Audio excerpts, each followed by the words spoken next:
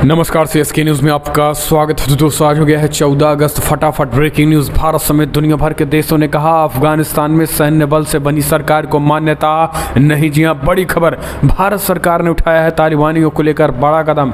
कदाचित नहीं दी जाएगी मान्यता, दुनिया भर के देशों ने भी कहा है। दूसरी बड़ी अपडेट निकल के आ रही है। भारत के सबसे बड़े दुश्मन की हालत पूरी तरीके से खस्ताहाल।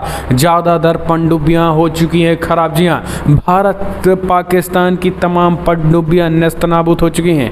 दो के भरोसे है नौसेना। और इस बीच अगली बड़ी अपडेट बताएंगे। 370 हटने के बाद कितनी कश्मीरी पंडितों को घाटी में बसाने का प्रयास हुआ है, तेज जानेंगे आप इस बारे में। इस बीच काबुल के और करीब तालिबान अफगानिस्तान। जी हाँ, बड़ी अपडेट निकल के आ रही है। महज 50 किलोमीटर दूर। जी हाँ, महज 50 किलोमीटर दूर, यानी तालिबानी तेजी के साथ कर रहे हैं कब्जा। संकट गहरा गया है। इस बीच नाकाम पाकिस्तान का नया पैतरा। चीनियों पर हुए हमले को बताया भारत ने कराया। भारतीय एजेंसी रॉ को ठहराया जिम्मेदार। इसके बारे में आपको बताएंगे। और इस बीच जर्मनी ने भी दी तालिबान को चेतावनी, कहा नहीं मिलेगी फूटी कौड़ी। इस बीच यूपी चुनाव में किसानों के तोड़ निकाले हैं। किसान प्रदर्शन की भाजपा ने तोड़ निकाल दिया है। तो सब कुछ खबरें करके जानेंगे, लेकिन उससे पहले एक छोटा सा निवेदन, अगर आपने चैनल को सब्सक्राइब नहीं किया तो चैनल को सब्सक्राइब करें। और अगर आप भी मानते कि प्रधानमंत्री नरेंद्र मोदी के नेतृत्व में देश, चीन और पाकिस्तान दोनों का मुंहतोड़ और करारा जवाब मिलेगा तो इस वीडियो को लाइक करके अपना समर्थन दर्ज करें। दरअसल पहली बड़ी अपडेट निकल के आ रही है। भारत समेत दुनिया भर के देशों ने कहा है कि अफगानिस्तान में सैन्य बल से बनी सरकार को कदाचित मान्यता नहीं दिया जाएगा। दरअसल काबुल अफगानिस्तान में लगातार तेजी से तालिबान का कब्जा बढ़ता जा रहा है। रिपोर्ट्स के मुताबिक अब कांधार और हेरात पर भी तालिबान का कब्जा हो चुका है। ऐसे में अफगानिस्तान के सुरक्षा हालात और शांति वार्ता की स्थिति पर भी चर्चा करने के लिए कतर की राजधानी दोहा में एक बड़ी बैठक हुई है, जिनमें भारत भी शामिल है। भारत की ओर से संयुक्त सचिव जेपी सिंह और कतर में भारत के राजदूत दीपक मित्तल बैठक में शामिल हो सभी देशों के इस बात को साफ कर दिया है, अफगानिस्तान में सैन्य बल से बनी किसी भी सरकार को मान्यता नहीं दी जाएगी। यानी तालिबान के लिए ये साफ संदेश है कि वो हिंसा के बल पर यदि अफगानिस्तान में सरकार बनाता है तो उसको किसी भी तरीके से देश मान्यता नहीं देगा। और इस बैठक में चीन, उज्बेकिस्तान, अमेरिका, पाकिस्तान, ब्रिटेन, संयुक्त राष्ट्र, Germany, Bharat, Norway, Qatar, Taliban समेत कई देश शामिल हैं। अगली अपडेट लेते हैं। भारत के सबसे बड़े दुश्मन की हालत खस्ताहाल हो चुकी है। ज़्यादातर पनडुब्बियाँ हुई चीज खराब। सिर्फ दो पर ही भरोसा है चीन पाकिस्तान को। जी हाँ, दरअसल आपको बता दें कि 12 अगस्त पाकिस्तान की अर्थव्यवस्था लंबे समय से चौपट हो चुकी है, जिसका सीधा असर उसके रक्षा क्षेत्र पर पड़ रहा है। मौजूदा वक्त में पाकिस्तानी नौसेना की हालत बहुत ज़्यादा ख़राब है। इस वजह से उसकी पुरानी पनडुब्बियाँ जो अब समुद्र में चलने योग्य नहीं हैं, ऐसे में उनको अपग्रेड या फिर रिपेयर किया जा रहा है। भारत की तुलना में आपको बता दें कि टाइम्स नाउ की जो रिपोर्ट के मुताबिक मौजूदा वक्त में पाकिस्तानी नौसेना की 5 में से 3 पनडुब्बियों की तकनीकी खामी या फिर मिड लाइफ रिपीट की आवश्यकता के चलते ड्यूटी से हटा दिया गया है। ऐसे में सिर्फ 2 ही पनडुब्बी सक्रिय रूप से ड्यूटी पे हैं। वहीं दूसरी ओर भारतीय नौसेना और इसमें काफ़ी ज़्यादा मजबूत है, जहां उसके पास अभी 15 परंपरागत पनडुब्बी और 2 परमाणु पनडुब्बियां हैं। ये सब सक्रिय भूमिका में समुद्री सीमा की रखवाली कर रही हैं। इसके अलावा 24 पनडुब्बियों को खरीदने की योजना बनाई जा रही है। अगर बात करें, रिपोर्ट में आगे बताया गया है कि पाकिस्तान में एगोस्टा श्रेणी का 5 पनडुब्बियों में से 3 की मरम्मत की जा रही है। ऐसे में अगले साल के मध्य तक एक अगोस्टा 90B और एक अगोस्टा 70 से ही पाकिस्तान नौसेना को काम करना पड़ेगा। अगले अपडेट लेते हैं। तो दोस्तों, आपको बता दें, क्वाड की बैठक में भारत समेत 4 देशों ने चीन की दुखती रग पर रखा हाथ। अफसरों ने ड्रैगन को सबसे ज़्यादा चुभने वाले मुद्दे उठाए। समुद्र में बढ़ती चीन की दादागिरी के मद्देनज़र एक बार फिर से क्वाड देशों के बीच बैठक हुई। इस बैठक में क्वाड देशों के अधिकारियों ने चीन की सबसे अधिक चुभने वाला मुद्दा उठाया और उस पर गहन चर्चा की। भारत और क्वाड के 3 अन्य सदस्य देशों के वरिष्ठ अधिकारियों ने गुरुवार को मुक्त और खुले हिंद प्रशांत क्षेत्र के लक्ष्य को हासिल करने के साथ बुनियादी ढांचे, समुद्री सुरक्षा, आतंकवाद रोधी उपाय और कनेक्टिविटी के क्षेत्र में सहयोग को आगे बढ़ाने पर चर्चा की है। आपको बता दें कि क्वाड से चीन चिढ़ता रहा है और इसे अपने लिए एक खतरे के रूप में देखता है। बैठक के दौरान अमेरिकी विदेश विभाग ने कहा है कि अधिकारियों ने आपसी हित के कई विषयों पर चल रहे सहयोग को आगे बढ़ाने के तरीके पे विचार विमर्श किया है। इनमें क्षेत्र में रणनीतिक चुनौतियां, लोकतंत्र और मानवाधिकारों को बढ़ावा देना, अंतर्राष्ट्रीय संस्थानों को मजबूत करना और हिंद प्रशांत क्षेत्र के कमज़ोर देश का समर्थन करना आदि शामिल है। हम चलते हैं, अपडेट लेते हैं। तो दोस्तों, बड़ी खबर निकल के आ रही है, जहां पर अमेरिका, आपको बता दे, गहराया अफगानिस्तान में संकट। काबुल के महज 50 किलोमीटर दूर रह गया तालिबान। अफगानिस्तान के 18 प्रांतों पर कर लिया है कब्जा। तालिबान तेजी से अफगानिस्तान के प्रमुख शहरों पर कब्जा जमाता जा रहा है और वो अफगानिस्तान की राजधानी काबुल से महज 50 किलोमीटर दूर रह गया है। न्यूज एजेंसी AFP के मुताबिक तालिबान ने काबुल से 50 किलोमीटर दूर स्थित प्रांत पर कब्जा कर लिया है और वो इस तरीके से कुल 18 प्रांत अब तालिबान के कब्जे में जा चुके हैं। दरअसल तालिबान द्वारा कंधार और लश्करगाह पर भी कब्जा जमाने की खबरें आ रही हैं। समाचार एजेंसी AFP के मुताबिक तालिबान ने शुक्रवार को दावा किया कि उसने एक और प्रांतीय राजधानी कंधार पर कब्जा कर लिया है। इसके बाद लश्करगाह भी उसके कब्जे में आ गए हैं। अब सिर्फ राजधानी काबुल उससे बची हुई है। काबुल के बाद कंधार ही अफगानिस्तान का दूसरा सबसे बड़ा शहर है। अब तालिबान का अगला टारगेट काबुल हो सकता है। आपको बता दें कि कंधार में ही बीते दिनों तालिबानियों ने भारतीय फोटो जर्नलिस्ट दानिश की हत्या कर दी थी। कंधार पर कब्जा करने से पहले गुरुवार को तालिबान ने 2 और प्रांतीय राजधानी गजनी और हेरात पर कब्जा कर लिया था। तालिबानी काबुल से महज 130 किलोमीटर दूर हैं और इस तरीके से उसने अब तक 13 प्रांतीय राजधानियों पर कब्जा कर लिया है। अगली अपडेट लेते हैं। अमेरिका 3000 सैनिकों को भेज रहा अफगानिस्तान, तालिबान का होगा काम तमाम, या कुछ और है वजह?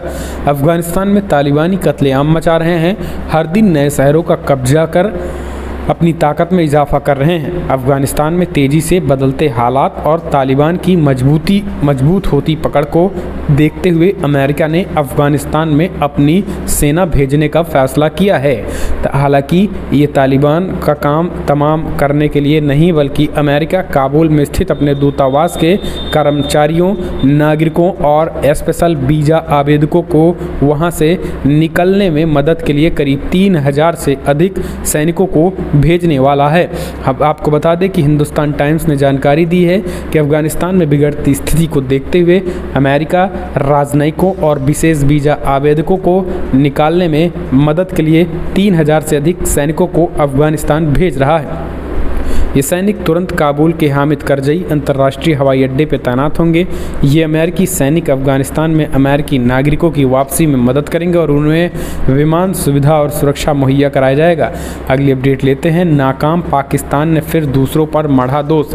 विदेश मंत्री कुरैशी बोले, चीनी इंजीनियरों पर हुए हमले के लिए भारत है जिम्मेदार।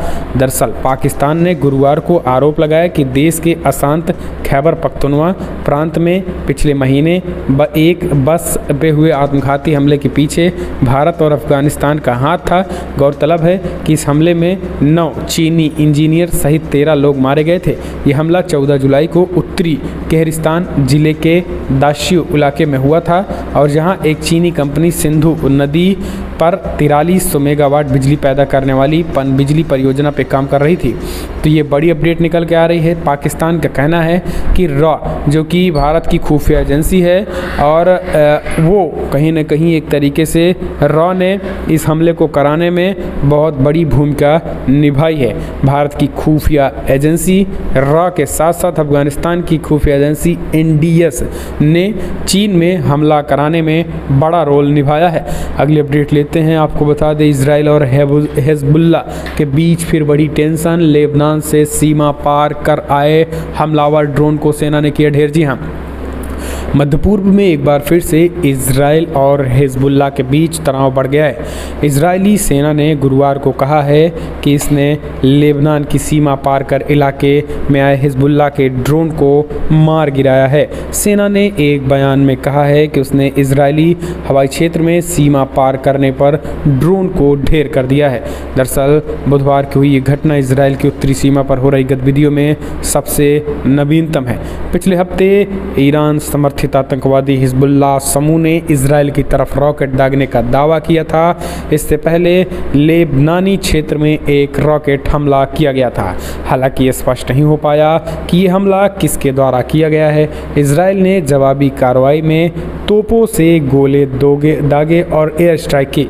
लेबनान अपने आधुनिक इतिहास में अपने सबसे खराब आर्थिक और वित्तीय संकट का सामना कर रहा है, जिसे विश्व बैंक ने 1800 के दशक के मध्य के बाद से दुनिया के सबसे खराब स्थिति के रूप में वर्णित किया है। अगली अपडेट जर्मनी ने दी तालिबान को चेतावनी, कहा नहीं मिलेगी फूटी कौड़ी। जर्मनी ने गुरुवार को कहा है कि अगर तालिबान देश में सत्ता पर कब्जा करने में सफल हो जाता है तो वो अफगानिस्तान को वित्तीय सहायता भेजना बंद कर देगा। जर्मनी के सरकारी टेलीविज़न ZDF से बातचीत करते हुए विदेश मंत्री इको माइंस ने कहा है कि तालिबान जानता है कि अफगानिस्तान का अंतर्राष्ट्रीय सहायता के बिना काम नहीं चल सकता। एसोसिएट्स प्रेस AP के मुताबिक मास ने कहा है कि अगर तालिबान अफगानिस्तान पर पूर्ण नियंत्रण लेता है तो शरिया कानून लागू करता है और इसे खिलाफत में तब्दील कर देता है तो हम इसे देश को एक फूटी कौड़ी नहीं देंगे।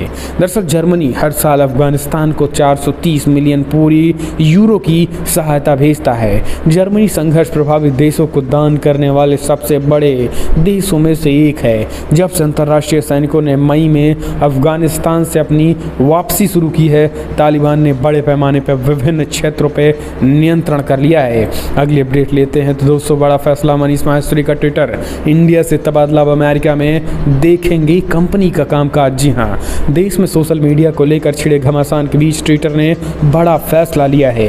कंपनी ने मनीष माहेश्वरी का ट्विटर इंडिया को तबादला कर दिया है और अब वो अमेरिका में कंपनी का कामकाज संभालेंगे। उन्हें सैन फ्रांसिस्को में वरिष्ठ निदेशक के पद पर नियुक्ति दी गई है। आपको बता दें कि मनीष माहेश्वरी ने बतौर मैनेजिंग डायरेक्टर साल 2019 में ट्विटर इंडिया का कामकाज संभाला था और वो करीब 2 साल तक इस पद पर बने रहे। ट्विटर ज्वाइन करने से पहले वो नेटवर्क 18 के साथ जुड़े हुए थे। आपको बता दें कि मनीष माहेश्वरी पिछले कुछ समय से विवादों में थे। दरअसल उन्होंने अपने ट्विटर हैंडल पर ट्विटर इंडिया का मैनेजिंग डायरेक्टर लिखा था। हालांकि वो कहते हैं कि वो ट्विटर अमेरिका के रिपोर्ट्स करते तबादले का ऐलान होने के बाद उन्होंने ट्विटर हैंडल पर अपना बायो भी बदल दिया है और उन्होंने अपने मैनेजिंग डायरेक्टर इंडिया लिखा था, वो उन्हें बिजनेस एट ट्विटर इंडिया कर दिया है। तो दोस्तों ये एक बड़ा तबादला है। हम चलते हैं अगले अपडेट लेते हैं। आपको बता दें, उत्तर प्रदेश चुनाव के बीच राकेश टिकैत के आंदोलन को फेल करने की तैयारी, गांव में चौपाल सजाकर किसानों की नब्ज टटोलेगी भाजपा। दरअसल दिल्ली की सीमाओं पर चल रहे किसान आंदोलन के ऊपर यूपी की राजधानी लखनऊ और कूच करने के बाद से भाजपा के खेमे में हलचल मच गई है।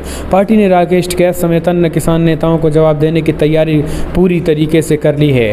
प्रदेश में किसान आंदोलन के प्रभाव से निपटने के लिए 8 सूत्रीय फॉर्मूले तैयार किए जाएंगे। इसके सहारे पार्टी किसानों तक अपनी बातें पहुंचाएंगी और उनकी नाराजगी भी दूर करेगी।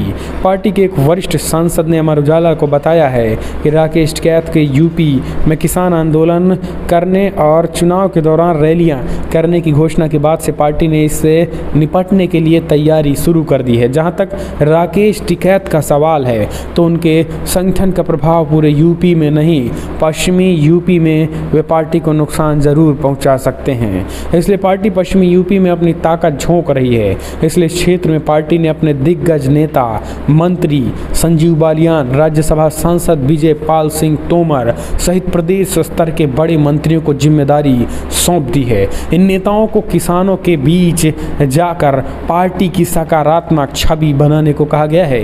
अगले अपडेट लेते हैं तो दोस्तों, बड़ी खबर निकल के आ रही है। अफगानिस्तान तालिबानियों के कब्जे वाले क्षेत्र में फंसे थे 3 भारतीय इंजीनियर, रेस्क्यू किया गया। उन्हें तालिबान को दी गई थी चेतावनी, अगर कुछ हुआ तो ठीक नहीं होगा। दरअसल अफगानिस्तान में अफगान सुरक्षा बलों के नियंत्रण के बाहर वाले इलाकों में एक परियोजना स्थल पर काम करने वाले 3 भारतीय इंजीनियरों को हाल ही में विमान के जरिए वहां से सुरक्षित निकाला गया।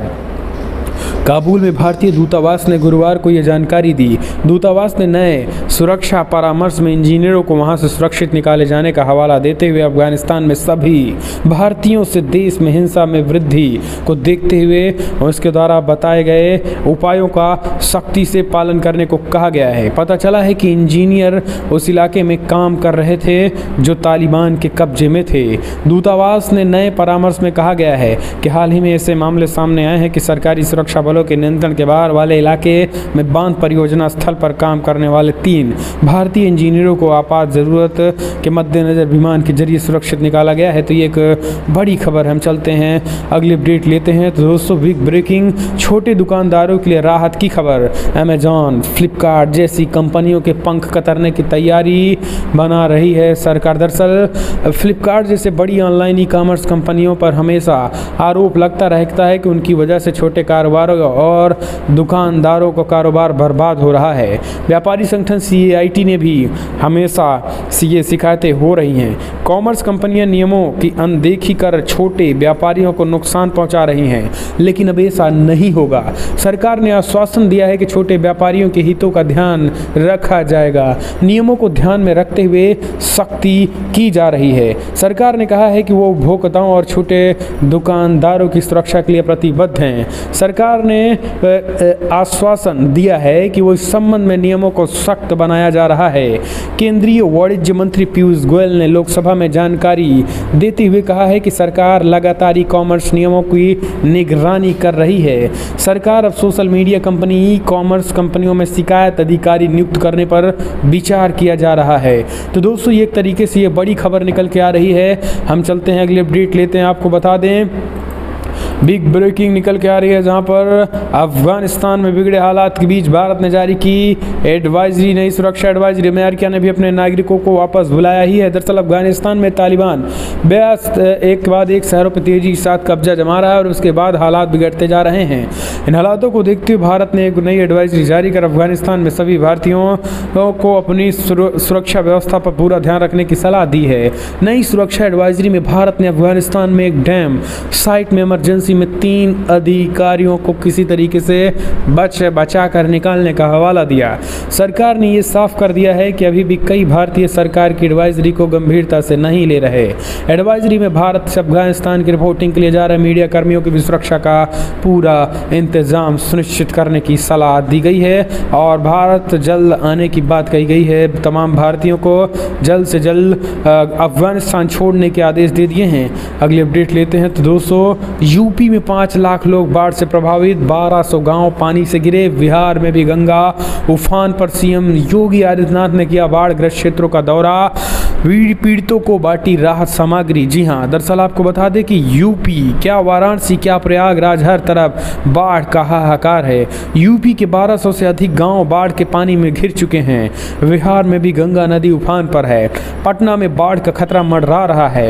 यही नहीं, भारी बारिश के कारण पहाड़ी इलाकों में भी तबाही के मंजर नजर आ रहे हैं। कहीं पहाड़ भरभरा कर गिर रहे हैं तो कहीं नदियों के बेग व बाढ़ में पानी में मकान ढह गए हैं। इधर यूपी के 1243 गांव में 5 लाख से अधिक लोग बाढ़ से प्रभावित हुए हैं। यूपी में पिछले 24 घंटे के दौरान 13 मिलीमीटर बारिश हुई है, जो सामान्यतः 154% से अधिक है।